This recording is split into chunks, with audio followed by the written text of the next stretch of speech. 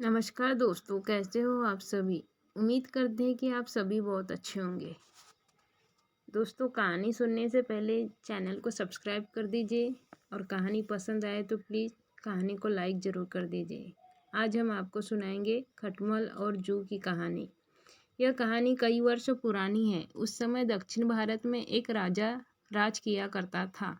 राजा के बिस्तर में मंदरी सर्पिनी नाम की एक जू रहा करती थी, लेकिन इस बारे में राजा को कोई जानकारी नहीं थी।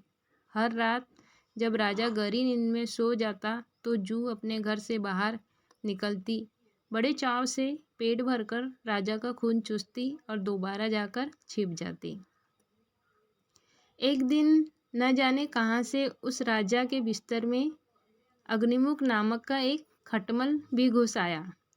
जब जू ने उसे देखा तो उसे बहुत गुस्सा आया कि उसके इलाके में एक खटमल घुस आया है। जू उसके पास आई और उससे तुरंत वापस चले जाने को कहा।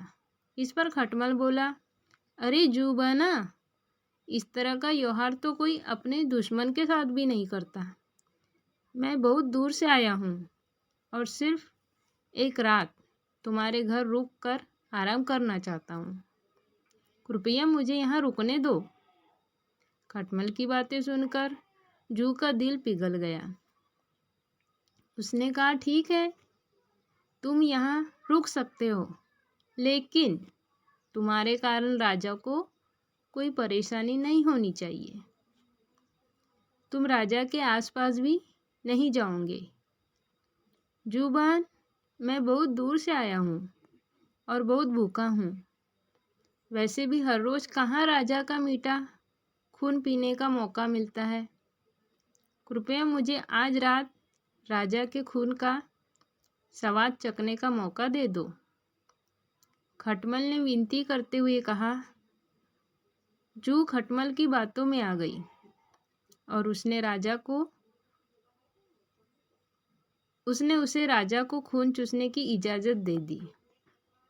ठीक है, तुम राजा के खून का भोजन कर सकते हो, लेकिन उससे पहले तुम्हें राजा के गहरी नींद में सो जाने का इंतज़ार करना होगा। जब तक राजा पूरी तरह सो नहीं जाता, तब तक तुम उसे नहीं काट सकते, जू ने कहा। इस पर खटमल ने हाँ कर दिया और दोनों रात होने का इंतज़ार करने लगे।